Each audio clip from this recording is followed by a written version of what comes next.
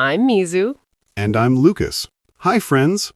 Hello to everyone watching us from all around the world. No matter where you are right now, at home, on the bus, or at work, we're really happy you're here learning English with us today. So, Mizu, how was your day? It was nice. I did some work, had a coffee, and tried to slow down a little. What about you? Pretty similar. A normal day. Simple things. And, of course, thinking about English. Always English. And today, we're talking about something very small. But very confusing for many learners. Yes, 2 and 4.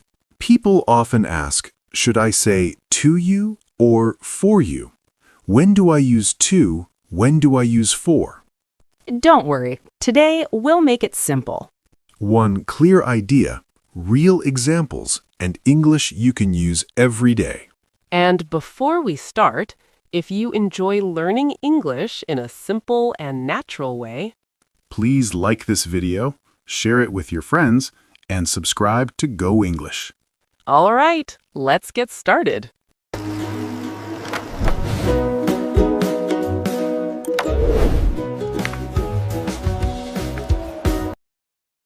All right, before we go into examples, let's relax for a second. Because 2 and 4 are not scary words. They're small, but they show different feelings. Yes, and that's the key. Feeling, not rules. When people get confused, it's usually because they try to translate in their head. Exactly. So today, just remember one simple idea. 2 is about where something goes. Yeah, movement, direction, or a person receiving something. From here to there. Like, I'm going to work. I sent a message to my friend. You can almost see it moving. Right. Something is going somewhere or going to someone. Now, 4 feels different. 4 is about why or who benefits. Yes, not movement, meaning. Reason, purpose, or who this is good for. Like, this gift is for you. I'm learning English for my job. Nothing is moving there. It's just answering the question why, or who is this good for.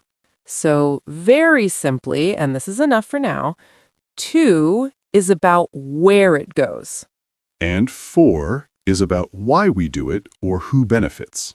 You don't need to remember long explanations. Just feel the difference. And don't worry, we'll practice this together with real examples in a moment. Yes, step by step, slowly and naturally. All right, let's start with the most common use of 2. This one is super friendly. 2 is about direction, where you're going. Yes. Think about movement. Your body moves. Your mind moves. You start here, and then you go to somewhere else. For example, every morning I say, I'm going to work. Very natural. You're not at work now, but you move and boom, work. Or maybe after work you say, I'm going to the gym. I'm going to the supermarket. Exactly. Home to the gym. Home to the supermarket. Let's try another one. She walked to the bus stop. You can really see it, right? She's here, walking, and she arrives to the bus stop. Yes, to help your listener see the movement. And it's not only short distances.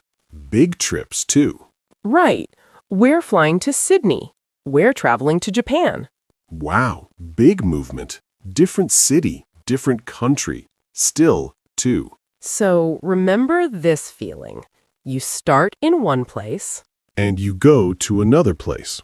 Here's a fun way to say it. You move from here. To there. That's it.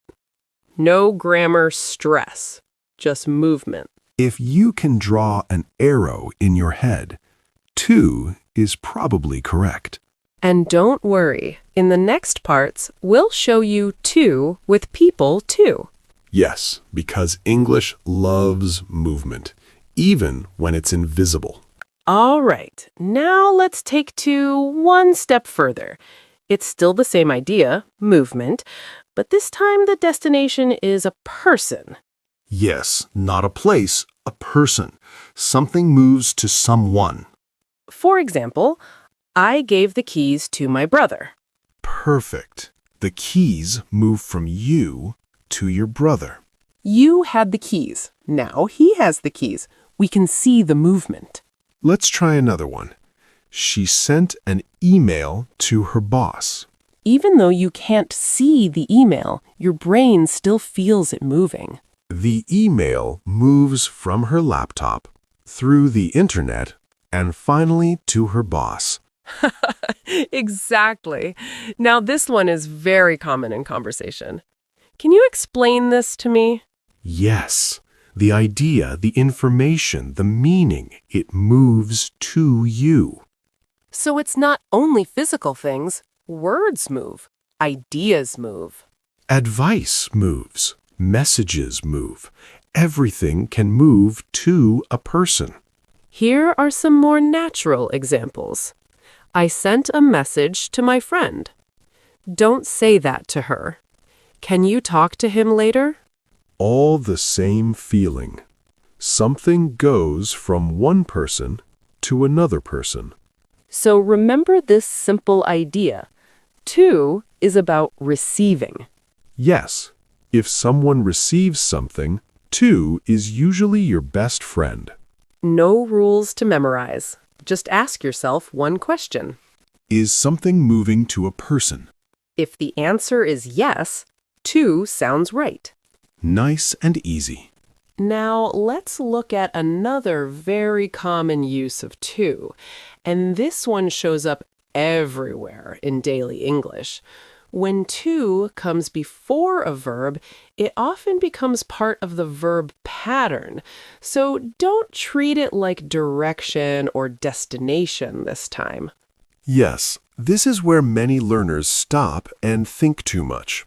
But actually, it's very natural. We say these phrases all the time without thinking. For example, I say, I want to learn English. I'm not moving anywhere. Nothing is going to a place. To is just connecting the idea of wanting with the action. Exactly. Or, we decided to stay home. Again, to is not about movement. It's just part of how the verb works in English. You also hear, I need to call her. He tried to explain. She wants to improve her English. These are all very normal, everyday sentences. So here's the relaxed way to think about it. When to comes after verbs like want, need, decide, or try, it's simply part of the verb structure. You don't need to analyze it. Yes, don't overthink it. If it sounds natural, it usually is. Listen to how people speak. Copy the pattern and use it slowly. And the more you hear these patterns, the more automatic they become. So remember, sometimes to shows direction, sometimes it shows a receiver, and sometimes it's just part of the verb.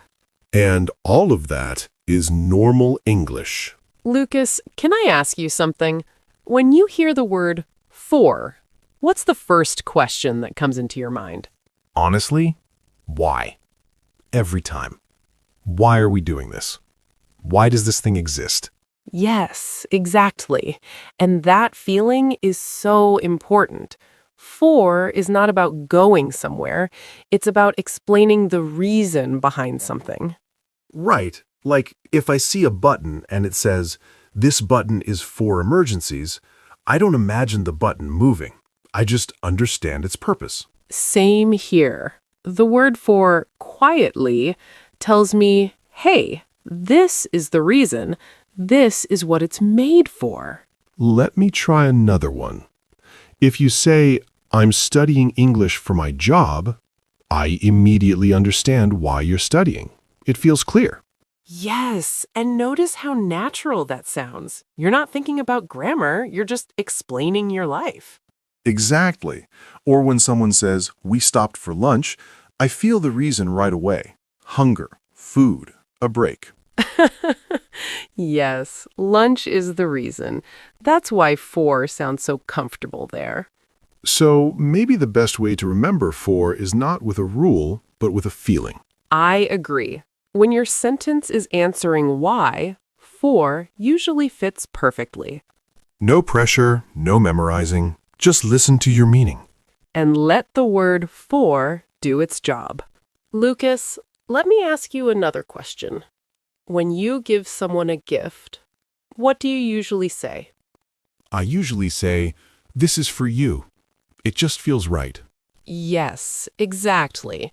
And when you say that, you're not talking about movement, you're talking about who benefits. Right. The gift exists because of that person. It's meant to make them happy. So when I hear for, I often feel kindness, care, someone thinking about someone else. That's a really nice way to put it. Like when people say exercise is good for your health. Health benefits. You feel the positive result. Yes, nothing is moving there. It's just about the effect, who or what becomes better. Let me try another one. I booked a table for my friends. Exactly. They're the reason. They get the benefit. So if someone is helped, supported, or gets something good from the action, for sounds very natural. I agree. When your sentence answers the question, who is this helping, for usually fits. And again, no grammar stress, just meaning and feeling. Yes, English becomes much easier when you trust that feeling. Lucas, here's another situation where learners often pause and think too much. Time. Yes, especially when they want to talk about how long something lasts. Exactly. When you say, I've lived here for 5 years, you're not talking about a place you're going to. You're talking about time passing. Right. 5 years is not a destination. It's a period. You feel the length of it. And the same feeling in, we waited for a long time. You can almost feel the waiting, the minutes slowly going by. Yes, nothing moves there. You're just describing how long the situation continues. So when you talk about duration, for sounds natural. It connects the action with the time it lasts. And that's why we don't use to here. You don't wait to 5 years. You don't live to a long time. Exactly. For is comfortable with time. It helps your listener feel the length. So again, no rules to memorize. Just listen to what you're really talking about. If it's about how long, for usually fits. All right, Lucas. This is the part where many learners suddenly say, "Oh, now I get it." Because here, the situation looks the same, but the feeling is different. Yes, and that's why people get confused. They see the same words, the same people, but English is listening to meaning, not just words. Let's start with a very clear example. I gave the book to Anna. How does that feel to you? It feels like movement. You had the book, and now Anna has it. The book changes hands. Exactly. Anna receives the book. Now listen to this one. I bought the book for Anna. Ah, different feeling. The book might still be with you, but the reason you bought it is Anna. Yes, same book, same Anna, but the meaning changes. One is about giving, the other is about who benefits. So this is very important. To is about receiving. For is about benefit. Let's try another one. This app is for learning English. What do you feel here? Purpose. Reason. The app exists because of learning English. Right. Now compare it with, I need to learn English. Do we use for here? No, Because now we're not explaining purpose. We're talking about an action we want to do. To becomes part of the verb. Yes, same word English, but completely different role in the sentence. Let's do one more, because this one happens in real life every day. I'm going to the gym. That sounds like movement. You're at home and later you arrive at the gym. Exactly. Now listen to this. I go to the gym for my health. Same gym, same person, but now we're not talking about where you go, we're talking about why you go. And that's the key idea. Same situation, different feeling. English is not asking you to memorize rules, it's asking you to choose the meaning you want. If you focus on meaning, to and for suddenly feel much easier. Yes, slow down, listen to your sentence, and ask yourself what you really want to say. And then the right word usually appears naturally. Lucas, can we talk about mistakes for a moment? Because this is where many learners start to feel nervous. Yes, and honestly, they really don't need to. To and for are confusing for almost everyone at some point. Exactly. For example, many learners say, I explained it for him, and I understand why they say that. Right, because they're thinking about helping him. But the feeling of explain is giving information to someone. Yes. The information moves to the person. So the natural sentence is, I explained it to him. Another very common one is when people want to be kind and say, this is to you, when they mean a gift or something nice. Yes, and again, the feeling matters. If it's about benefit, care, or kindness, English usually chooses for. So we say, this is for you, and it sounds warm and natural.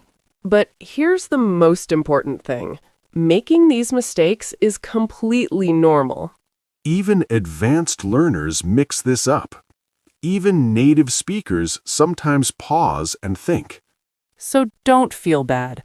Mistakes are part of learning. They show you were trying. And every time you notice the feeling behind the sentence, you get a little better. Exactly. English grows slowly, and that's okay. All right, let's make this super simple. Yes, if you remember just one thing, this is enough.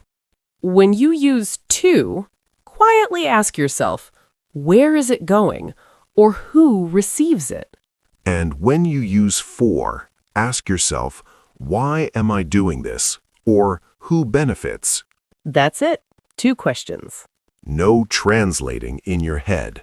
Just feel the meaning. And let English flow. All right, Lucas, we've talked a lot about to and for, so now let's try a short story and feel them naturally. Yes, I like this. Real stories make it easier to remember. Yesterday, I saw you preparing something. Were you getting ready for a birthday? Yes, I was. I prepared a gift for my best friend.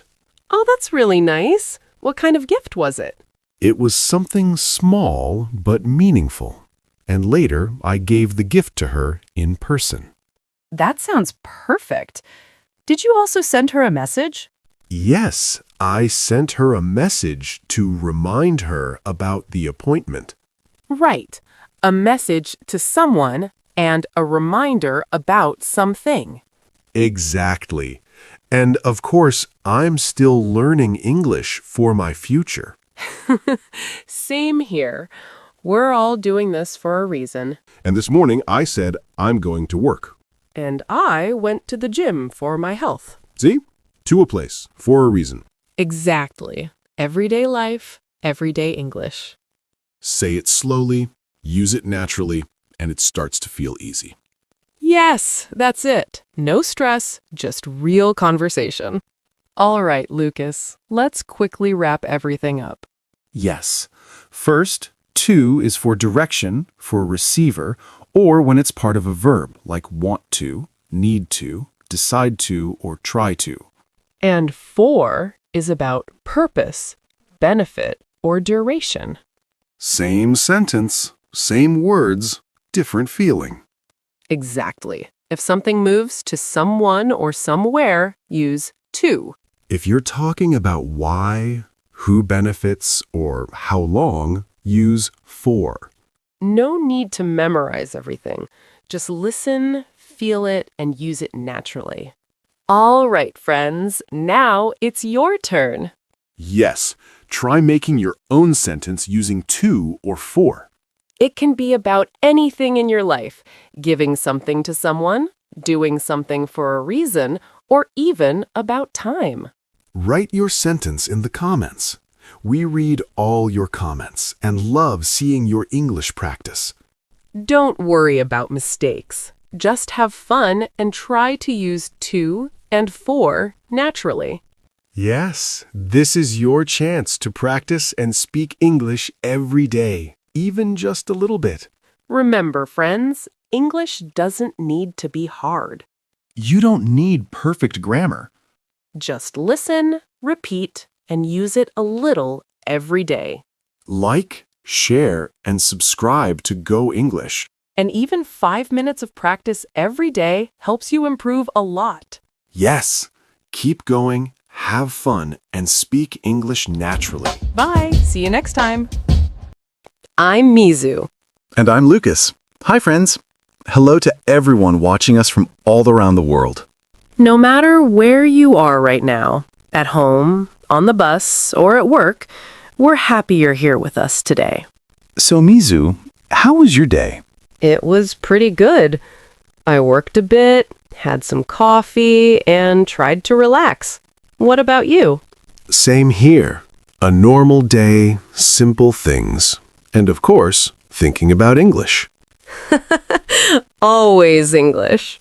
Today, we're talking about something very common, but also very confusing for many learners. Yes. Do, does, and did. People often ask, when do I use do? When do I use does? And why does everything become did in the past? Don't worry. Today, we'll make it simple. One idea, one-time rule, and real examples you can use every day. And before we start, we want to say thank you to everyone who suggested today's topic. Yes, many of you asked about do, does, and did, so this lesson is made for you. We read your comments and they help you practice English and feel more confident every day. So today, let's learn together, slowly, simply, and naturally. Before we start, if you enjoy learning English in a simple and natural way, Please like this video, share it with your friends, and subscribe to Go English. All right, let's begin.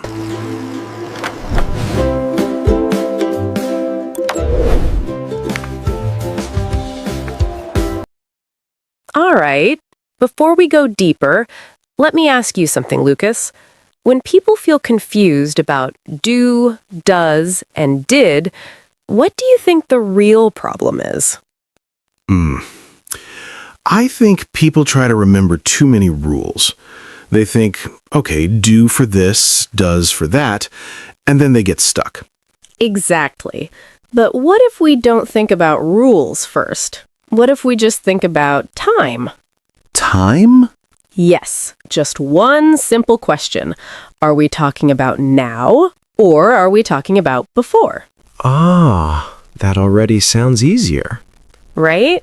When we talk about now, like today, usually, or every day, we use do or does. For example, do you work today? Or does she work here? So, do and does are both about now. The meaning is the same, only the person changes. Exactly. Now, English still cares a little about who we're talking about. Okay, so what happens when we talk about the past? That's the fun part. When we talk about before, yesterday, last night, last week, English suddenly becomes very simple. Everything turns into did. Everyone? Even he, she, they? Everyone. Did you work yesterday? Did she call you? Did they finish? It's always did. I like that. It feels lazy, but in a good way. Yes, in the past, English is lazy. One word for everyone. So if I remember just this, now is do or does, and before is did, I'm already doing well. That's the big idea. You don't need to memorize long rules. Just listen to the time. All right, let's use this idea and look at some real examples. Okay, we said when the time is now, we don't use did. But, Mizu, let me ask you something. When do we actually choose do?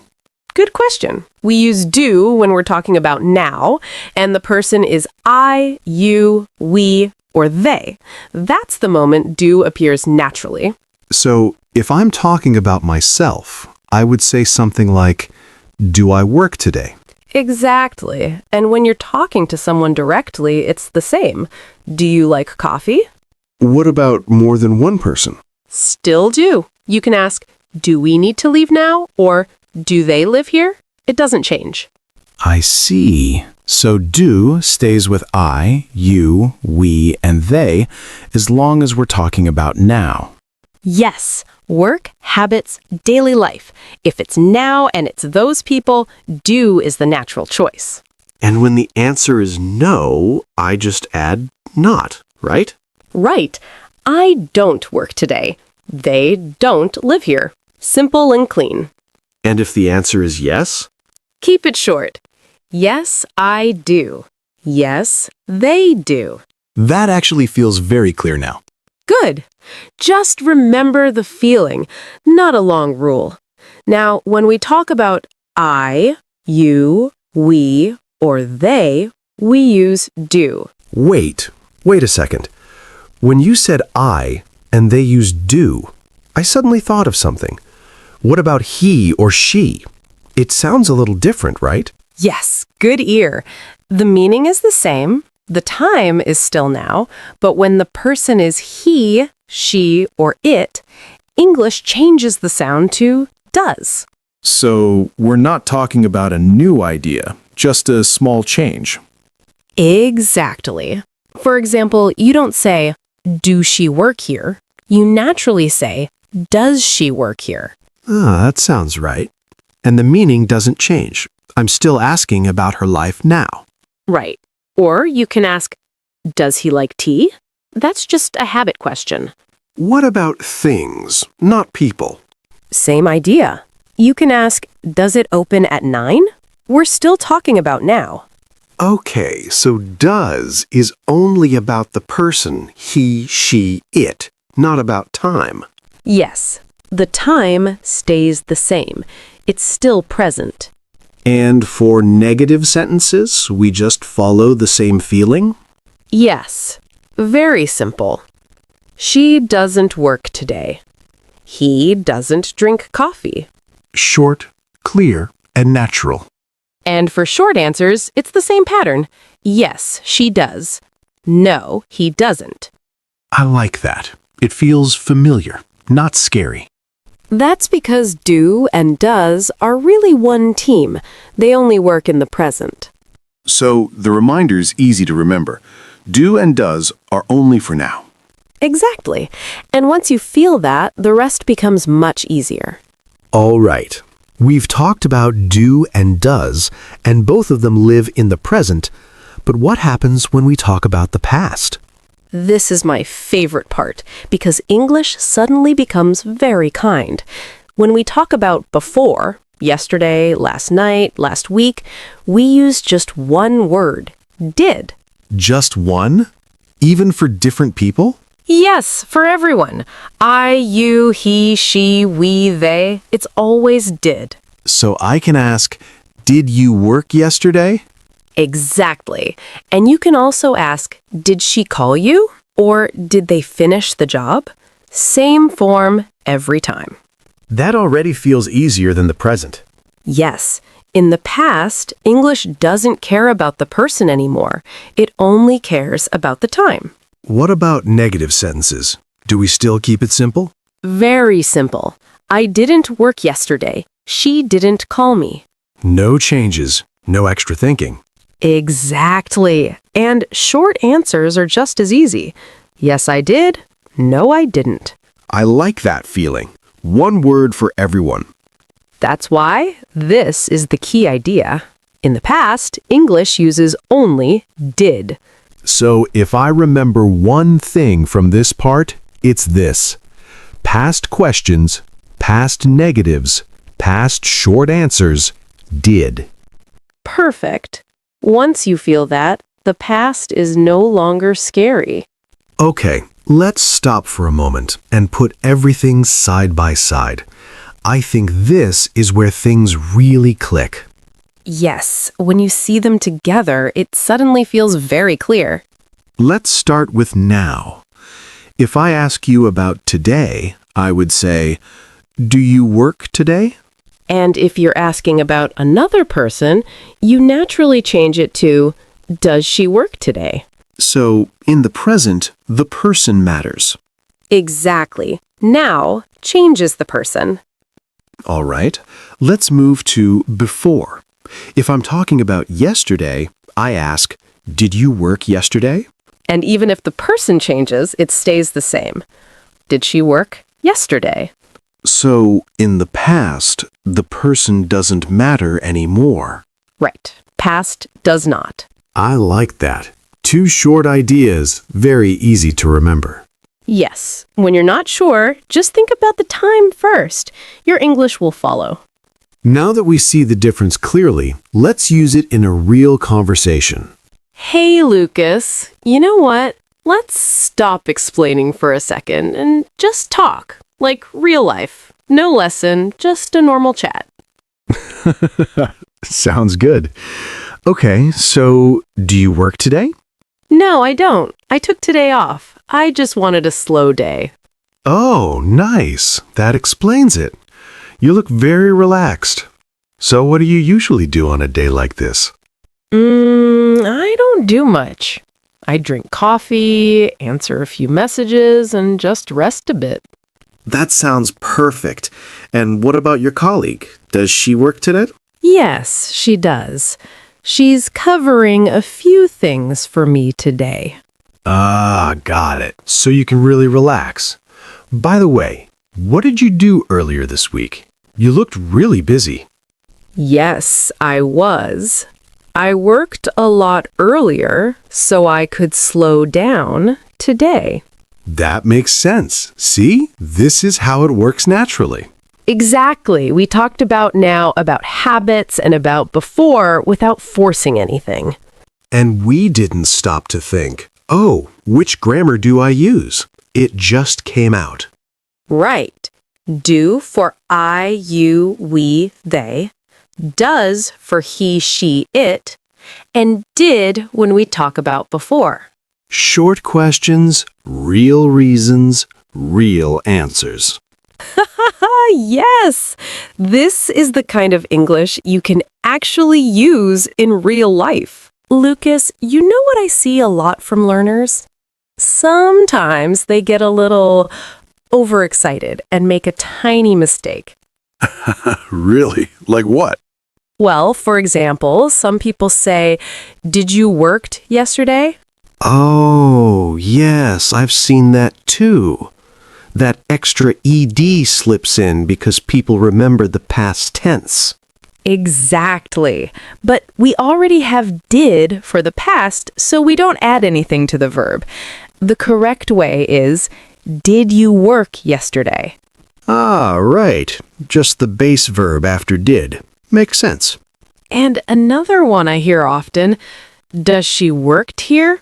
Yes, that one is tricky because people think of the ed habit tense, but remember, does is for now. Exactly. So it should be, does she work here? Ah, I see the pattern now. After do, does, did, base verb. Yes, that's the gentle reminder. No extra stress, no scary rules, just a tiny habit to remember. And once you feel it, it becomes natural in conversation, like we practiced. Exactly. Ask, answer, short and easy. That's the key. Lucas, let us quickly repeat what we have learned so it really stays in your mind. Yes. Are you ready for a short and fun review? Okay, first, when we talk about now, who do we use do with? We use do with I, you, we, and they. Good. And who do we use does with? We use does with he, she, and it. Perfect. Now, what about the past? In the past, we use did. And did we change it for different people? No, we do not. No matter who it is, we always use did. Nice. And with do, does, and did, what can we do? We can ask a question. Yes, and, We can make it negative. and. We can give a short answer. So the idea is the same. Only the time changes. Now we use do or does. Before, we use did. Ask, negative, short answer. Simple, natural, and easy to use. Exactly. That is it. Quick, fun, and ready for real conversation. All right, friends, now it's your turn. Let's use what we just practiced. Yes. Try answering these questions about your life. First one, about today. Do you work today? And then about the past. Did you work yesterday? Take a moment and answer in the comments. Yes, I do. No, I don't. Or, yes, I did. No, I didn't. We'd love to read your answers and see how you use do, does, and did naturally. Remember, there's no wrong answer as long as you're practicing. Just speak your truth. So go ahead, type your answers in the comments, and let's chat together. All right, friends, that's it for today. Remember, you don't need to remember everything. Just take it slow and enjoy the process. Yes, exactly. Just listen and repeat, little by little. That's how your English grows. And don't forget, English is easier than you think. Every small step counts. If you enjoyed today's lesson, don't forget to like, share, and subscribe so we can keep making more videos for you. And the most important part, practice a little every day. Even just one question, one answer, it all adds up. Yes, keep it simple, keep it real, and soon you'll see how much you can do. All right, friends. See you in the next video. See you!